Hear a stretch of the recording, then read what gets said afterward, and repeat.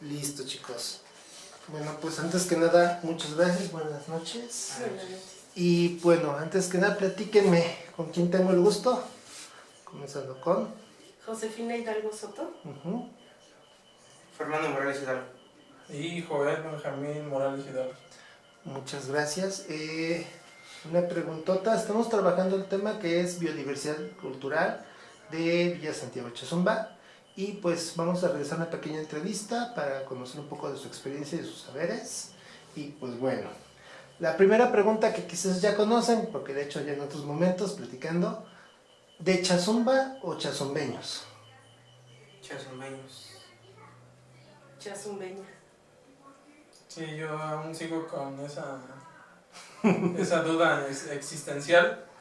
Porque No sé si alguno tenga mayor valor y yo quisiera decir la que tenga mayor valor, ¿no? Pero pues tal vez me considero de Chazumba.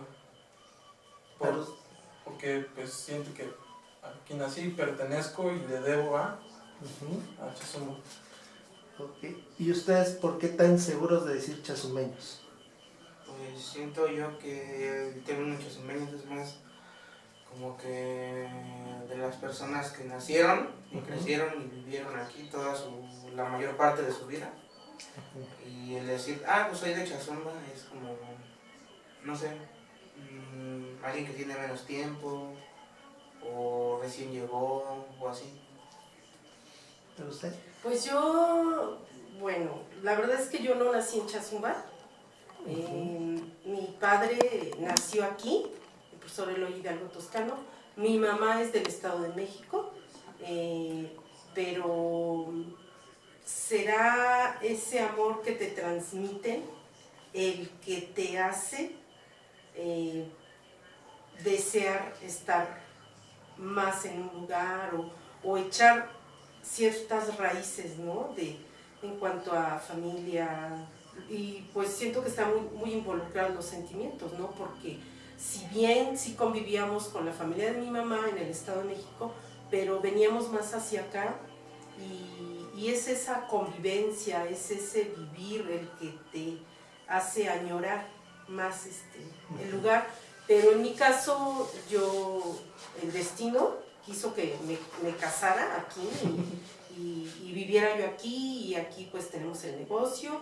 Y bueno, de alguna forma dices, ¿de Chazumba o chazumbeños? Pues yo también como mi hijo, ¿no? Lo que más me haga afianzarme a esta tierra, porque es muy rica en muchas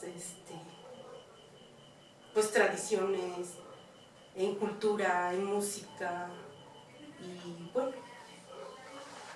En general, cuando se habla de esto de saberes y tradiciones, para ustedes, ¿qué significa? ¿Cuál es el primer recuerdo, el primer pensamiento que llegan a ustedes de cuando se les dice los saberes y las tradiciones de Chazumba?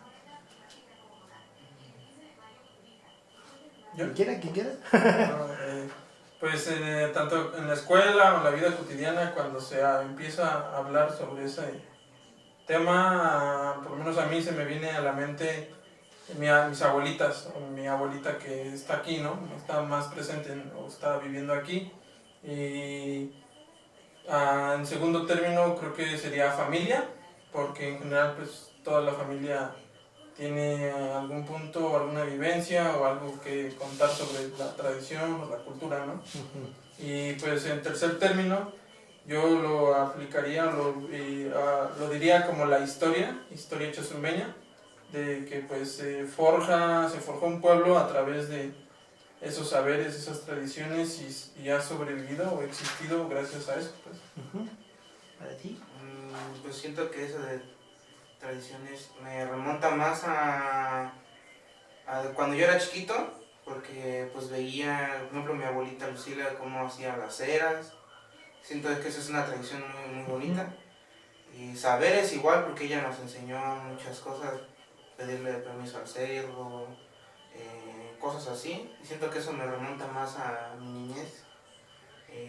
Igual por parte de mi abuelito Eloy, pues igual nos contaba muchas vivencias que él tuvo, ¿no? Muchas anécdotas que tuvo igual conforme a algunas tradiciones, y siento que me remonta más a eso mi niñez. Bueno, cuando escucho eso me remonta más a mi niñez.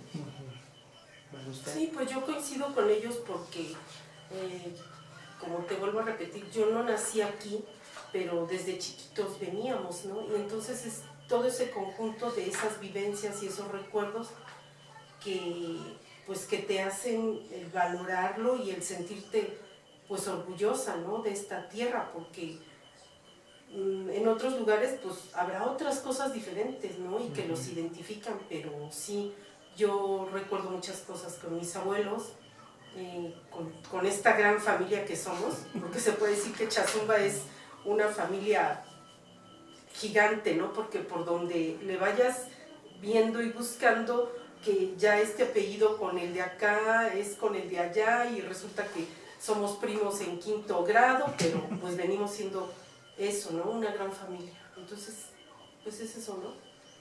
Vivencias, recuerdos que vienen, los puedes tú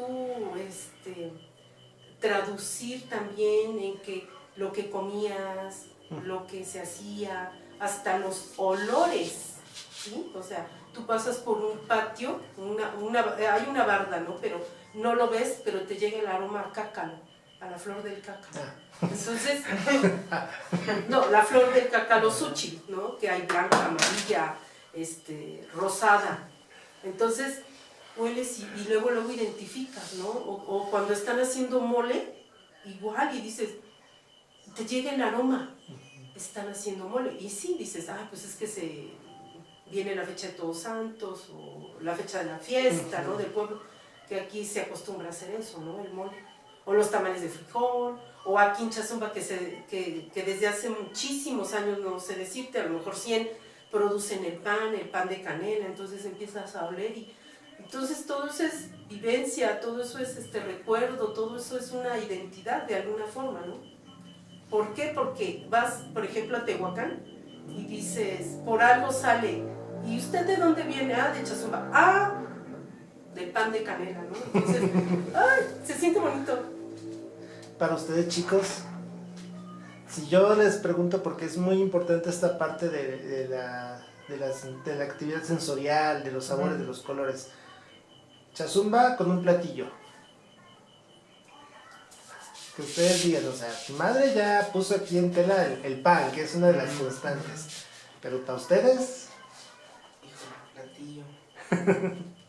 Pues si definimos como tal platillo, para mí sería pues el mole de fiesta, ¿no? Que es un mole que por lo menos en mi familia estamos acostumbrados a consumir un tipo de mole cargado de muchas especies o muchos elementos que en un punto sí tienen que ser de una calidad muy buena, porque en otros momentos se han topado con diferentes calidades de los mismos ingredientes que tienen hasta otro sabor, ¿no?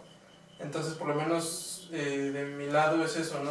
El mole tiene un significado igual muy fuerte, porque desde el proceso de la compra, el conseguir todos los elementos, hasta el mismo esperar a un proveedor, porque tal vez o en algún punto hubo un proveedor foráneo, entonces hasta eso, saber fechas, saber con quién sí comprarlo, saber los precios, hasta eso tiene un valor un valor agregado, o muy, muy sentimental al mole, ¿no?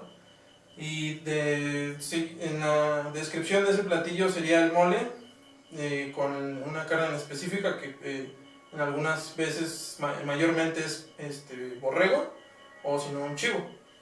Y ya acompañado de eso sería un arroz, que también no es cualquier arroz, es un arroz rojo, como le llaman. Y sumado a eso, para finalizarlo, para cerrar ese platillo, serían los tamales de frijol, que también en muchos lados los hacen de una forma, pero aquí pues también es su forma, ¿no? Su estilo. Ese sería como un platillo, ya como un elemento gastronómico que se conoce muy externamente de Chazumba, porque también por experiencia propia lo han sacado a flote, sería el pan de canela, ¿no? Que le compite o se podría asemejar al pan de yema de Oaxaca, así dicen el pan de canela de Chazumba. Eso para mí serían esos dos puntos. ¿Para ti? Híjole, es que ya me robó Ya te robó. la idea. Yo sí pondría igual los tamales de frijol porque siento que no, en lo personal no he probado un tamal de frijol como el de acá. No sé si sea... ¿Cómo son? Porque cuando tú dices tamal frijol en Oaxaca puede ser cualquier cosa. Entonces, ¿cómo es el tamal de frijol de Chelsea? Pues es chiquito como cuadradito y va envuelto con la hoja de aguacate. ¿Y de qué está hecho? Está hecho pues de masa de maíz con una pequeña cama de frijol y se hace como el rollito. Así lo extienden y hacen el rollito y ya van haciendo los cuadritos y lo van envolviendo con la hoja de aguacate y lo cierran con la misma hoja y ya. Y de ahí siento yo que sería igual algo muy representativo, a lo mejor la de tela, aunque igual en Huajuapan la he visto que como que la promocionan mucho. Pues yo me voy a mi niñez y yo te puedo decir muchísimos platillos con los que veníamos y mi abuelita nos recibía con el chile atole, o sea, dependiendo la temporada, ¿no? El mes en el que viniéramos, pues que si el chile atole, que había ocasiones en las que le decía a mi papá, yo no sé si para que viniera con más ganas, para que no tardara en venir, y le decía, hijo, es que para tal fecha encargué un conejito criollo y lo voy a hacer en adobo, y ¡zas!, ¿no? O sea, era venir. Sí, y bueno, te digo, dependiendo de las fechas, ¿no? Acá se prepara un ponche muy rico en diciembre, lo de los tamales de frijol también se hacen con hoja de santa, de hierba santa, ¿sí? Esa hoja grandota se envuelve y bueno, por ejemplo, te puedo mencionar que en Olleras yo no he probado otro pozole como el de Olleras, y no es un pozole caldoso, como en otros lados se pudiera decir, y no lleva más, desde lo que me acuerdo yo, sí se le pone manteca, pero es un pozolito un tanto espeso y se le agregaba un chilito, un tipo molito, y eso. Y sí, también yo llegué a comérmelo con una cuchara de la planta de cucharilla, ¿sí? Ya después se evolucionó y ya te daban una de plástico, pero, o sea, son un sinfín de cositas que si nos ponemos a analizar y dices, como mencionaban mis hijos, ¿no? O sea, los moles, la carne de chivo, que con el caldo le da un sabor pues, más resaltante al mole, ¿no? Entonces, pues... bueno, y otra cosa que me encanta, me fascina, porque le puedes poner queso, se llaman es un pan ovalado, que es conejo, aquí se conoce con el nombre de conejo, que mi papá ansiaba que llegara la época de Todos Santos, porque él venía por sus conejos. Entonces los abría y le ponía queso. O sea, no te imaginas, el queso de aro. Ese sí no lo he conocido. Pues... Solo es en temporada de muertos. Muertos. Sí. Muy bien. Bueno, ahí estábamos hablando directamente de lo que es esta parte de el estómago. Pero pues también haciendo referencia a que ahorita tosió doña Cose, ¿qué les parece esta parte de la recuperación de los remedios, de las hierbas, todo eso, que incluso su mamá está muy, muy metida en esa parte? Ustedes como hijos y como personas que pues, de alguna manera tienen otra visión ya, ¿qué opinan al respecto de? Pues para mí, pues es que desde muy chiquitos pues siempre como que trataban, ahora sí que de tratarnos con cosas naturales o, bueno, mínimo por ejemplo con lo de la tos, de la paladeada, ¿no? Mi abuelita era la cáscara del tomate, así como tatemado, y yo era la garganta y así. Digo, pues a mí no me gusta, ¿no? Pero sí resultaba y era efectivo, y siento que el recuperar los saberes o la medicina tradicional, siento que sería, para mí, y yo que ya lo viví, que ya lo documenté y estuve escuchando a las abuelitas, a los abuelitos cómo hacían todo, me maravillaba pues de de saber de que decían, no, pues esa planta o esa hierbita ya no existe. ¿Por qué ya no existe? No, pues es que pues, con el tiempo se fue perdiendo y ya nadie la cultivó y ya. ¿Para ti? Pues sí, igual como menciona mi hermano, nosotros nacimos y pues crecimos dentro de los saberes aún, tanto con mi abuelita, igual con mi mamá, con mi papá, y no solamente de curación, sino, bueno, curación de una enfermedad, ¿no? Pero también habían ciertos procesos o procedimientos para cuestiones como de energías y situaciones así también, no energías personales, sino energías de un entorno, por ejemplo las casas, los negocios, ¿no? Entonces, retomando la pregunta sobre la importancia de esta recuperación, creo que nosotros estamos siendo ese eslabón para las siguientes generaciones, por lo menos mi hermano y yo, porque pues nosotros somos las generaciones que están sobresaliendo, que están recientes, ¿no? Entonces, pues el nivel de importancia es muy grande, grandísimo por esa situación, ¿no? Porque nosotros estamos ahora intentando o haciendo la transmisión de las personas adultas con nuestros medios o nuestros saberes hacia las nuevas o próximas generaciones, ¿no? En este caso es hacer la divulgación por internet o registrarlos en video, foto, audio. Entonces, pues sí, una importancia enorme y pues también sentirnos orgullosos de que nosotros estamos siendo parte de eso, no solo lo vemos, sino somos parte de esa recuperación y pues esperemos que se siga dando y que el objetivo de las personas grandes, que es el compartir y poder seguir sanando, se cumpla de aquí en adelante.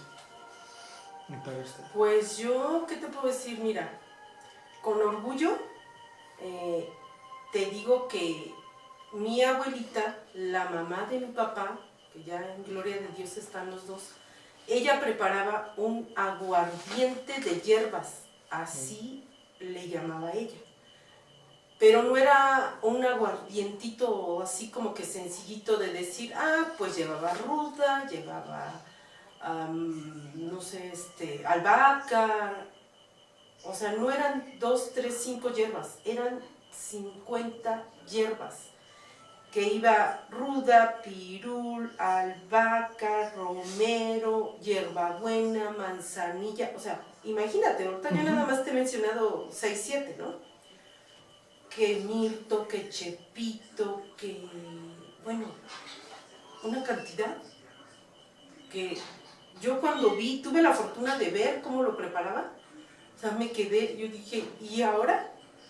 Porque llevaba, le puso unos limoncitos tiernos, le puso cáscara de naranja, o sea, y dices, ¿y eso? O sea, habrá personas que digan, ¿y ese revoltijo? Ahorita en la actualidad, ¿para qué? Claro. Bueno, con ese preparado que ella hacía, ella curaba, bueno, curó a su esposo, el profesor Carlos Hidalgo Carballido, se le fue la cara a mi abuelito, así literal, y ella con ese aguardiente lo bañó en la cara y lo empezó a sobar y a sobar y a sobar, a manera de, digo, no quedó como estaba antes mi abuelito, pero no se le veía tanto eso, ¿no? Porque o sea, a mi abuelito se le fue la boca de lado completamente. Entonces, entre ciertas cosas que yo sé que para lo que se utiliza ese aguardiente de hierbas es curarte del mal aire que puedas haber recogido, que porque fuiste al panteón o donde falleció una persona, te digo eso de la parálisis. Ella sabía en qué momento le podía dar a una persona que estaba, por ejemplo, enferma de un tipo de diarrea o algo, o sea, tampoco era como que tómate un vaso, no, o sea, era una cosita, media cucharadita y de la cafetera, o sea, sabía el poder de las hierbas, o sea, no era cualquier cosa. Y bueno, así como eso, pues de nuestros abuelitos o abuelitas, pues una sabiduría, o sea, un acervo que tenían ellos en cuanto a las plantas, en cuanto a otras cosas que sí se han perdido muchas de ellas, ¿no? Me acuerdo que cuando mi hijo estaba chiquito, él sufría de un tipo asma y se le constipaba o se le un moquito, ¿no? Aquí, en su nariz y me decía, haz una muñequita. Y yo, ¿cómo que una muñequita? Bueno, era hacer una bolita de un trapito limpio, y luego me dice, tienes que poner a calentar aceite de almendras, aceite de resino y creo que era de cocina, calientito. Con eso le empapas un poquito, que no esté tan caliente, y le vas a sobar, porque eso es frialdad. ¿Y tú te acuerdas de eso? No. Creo que nunca se lo viste. No. No, Sí, no. pero por ejemplo, y una vez que me toca aquí, mi abuelita, Ajá. pero me pone la mano y y me dice, hija, igual lo mismo, ¿no? Es que esto es fría, esto que tienes, no sé si mi llanta, dices que es frialdad, ponte pomada de manzana, sóbate en las noches, ponte una playera para que te saque esa frialdad. Pues sí, ¿no? O sea, digo, ellas bien que sabían, ella tuvo 12 hijos, o sea, de que sabía, yo tuve 2, entonces, pues sí, cuando no te cuidas, como mujer, pues sí te entra mucha frialdad, y así pues una infinidad de cosas, ¿no? A él de chiquito le daba mucho el aire, y no te voy a contar la historia gigante, pero estábamos en un lugar en donde era un departamento completamente nuevo de mi hermano. Fuimos murió mi abuelito, el papá de mi mamá, pero ni siquiera entramos al panteón, pero todos los primos y los tíos venían, él estaba chiquito, de 1 año y cacho. ¡Ay, él es el sobrino, que qué bonito, que no sé qué! Ya lo tocaban y ya la mejitos. Le dio aire, que era un chillar, que no te imaginas. No teníamos alcohol, no había un huevo, no llevaba yo agua florida o aguardiente de hierbas, nada. Un tío le dijo a mi esposo, con tu truza, así, digo, a lo mejor se escuche feo, raro, y no sé, con tu truza, límpialo y santo remedio. Y sí, no me van a creer, mi esposo se quitó su truza que traía puesta, lo limpió, echó la truza en una bolsa y santo remedio. O sea, en serio, habrá quien diga, no, o sea, eso no es verdad. No, sí, porque lo vivimos. No podíamos callarlo con nada. Decíamos, bueno, no está mal de pañal, a lo mejor tiene calor, lo bañamos y seguía, tiene hambre, pues se tomó el biberón y seguía llorando. O sea, se le hizo eso y el niño durmió hasta el otro. Entonces, Ya estamos. ¿Y aquí está? Sí, aquí estamos. Es muy interesante esta parte porque incluso los 3 son parte de proyectos de conservación y de revalorización más que nada, y han tenido, sobre todo ustedes 2 jóvenes, han tenido contacto con estos adultos mayores que son como que el primer elemento que todavía tiene los saberes. Hay algunas prácticas, por ejemplo está el de la bilis y el temazcal. ¿Han sido parte de eso? ¿Sido parte de que nos los hayan hecho nosotros? Ajá. No, la verdad no. Ninguno Yo, de los por dos. el trabajo que hice, pude ver cómo limpiaban, nada más podría decirte, de cómo recogían los pulsos, la bilis y todo eso. Ajá. Pero así como digas que a nosotros nos lo hicieron, yo no recuerdo. ¿Sí? No, de chiquitos. Sí, no, igual. Bueno, de bilis como tal, el proceso completo no, pero sí el punto del recoger el estómago, como una parte sencilla, sí. Por mareos o por otras cosas, sí, ese sí me tocó 1 o 2 veces por parte de mi abuelita, que nos soba el estómago, nos da algo para tomar, ya sea aceite o no sé. A veces en algún punto ya de mayor edad, un poquito más grandes, ya nos podía ella dar o mezcal o cerveza o X cosa, ¿no? Porque dicen, no, pues es amargo, algo amargo, tómatelo, ¿no? Cosas así, entonces, no un proceso completo, pero sí siento, o por lo menos también la información que tenemos ahora, que sí fui parte de esa situación de recoger el estómago. Y del temazcal, pues sí, no, también no hemos sido parte, pero sí deseo que pronto pues, yo pueda vivir esa experiencia. A ti sí te llama la atención. Sí, ¿no? La sí me gustaría experiencia. entrar a un temazcal. para ti. Pues sí, igual, sí me llamaría la Sí atención. te llamaría la Nada más atención. que no soy alguien que soporte mucho el calor. Entonces, yo creo que ni 5 minutos ya me saldría. Sí, se Pero necesita- yo creo que para la anécdota, yo creo que sí. Y lo de la bilis, si en algún momento fuera necesario, ¿confiarías en el procedimiento? Pues sí, la verdad sí, porque bueno, 2 o 3 veces ya que lo vi cómo lo hicieron y que las personas que fueron tratadas con eso se sintieron mejor, pues yo creo que sí lo tomaría muy en cuenta. Sí, porque ese elemento de la confianza también habla del trabajo que se ha hecho. Y bueno, en general ustedes son una familia que está muy inmersa en esto y lo dicen tanto por sus proyectos personales como este proyecto colaborativo grande del que también son parte. Pero también a razón de eso viene esta pregunta.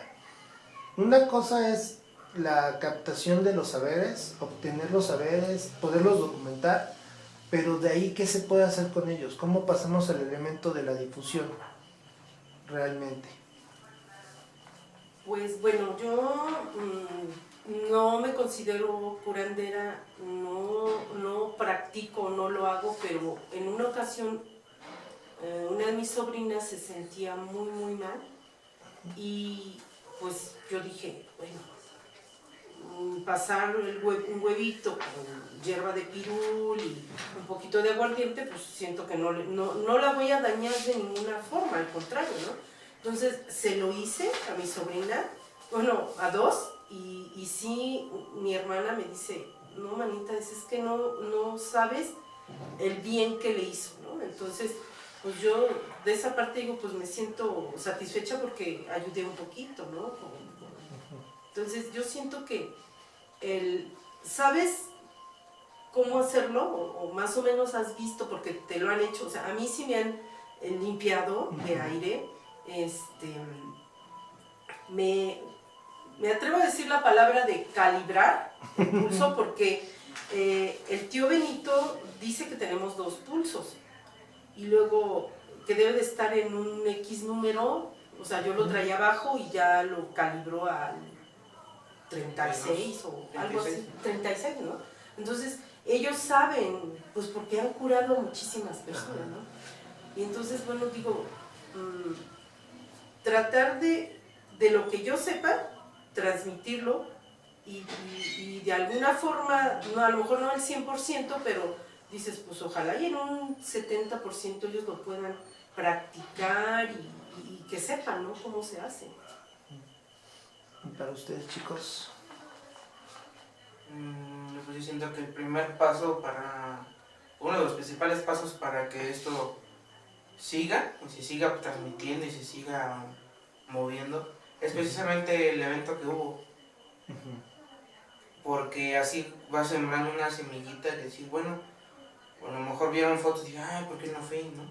Y se van como que me interesando. Y yo siento que el segundo paso, uno de los más importantes, diría yo, sería el tratar de mostrárselo o igual sembrarles esa semillita a los niñitos, ¿no? Porque sabemos que los niños son esponjas, ¿no? Todo lo que ven, todo lo que hablan las personas igual lo replican, ¿no? Cosas buenas y cosas malas.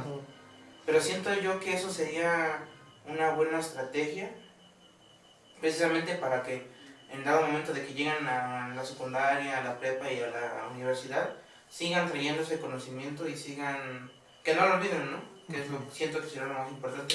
Y en algunos casos que alguien se interese demasiado y que lo pueda investigar más a fondo y se interese y lo practique y que se siga haciendo las cosas pues que antes. ¿Para ti? Creo más o menos entender tu duda, la pregunta, y yo quisiera como colocar 2 conceptos. El primero sería el saber, los saberes, ¿no? Si nosotros nos vamos profundizamos un poquito más en la cuestión de saberes, por la misma experiencia de los adultos mayores que sus papás o sus abuelitos las curaban a ellos o a ellas, y ellos aprendieron, quiere decir que ese saber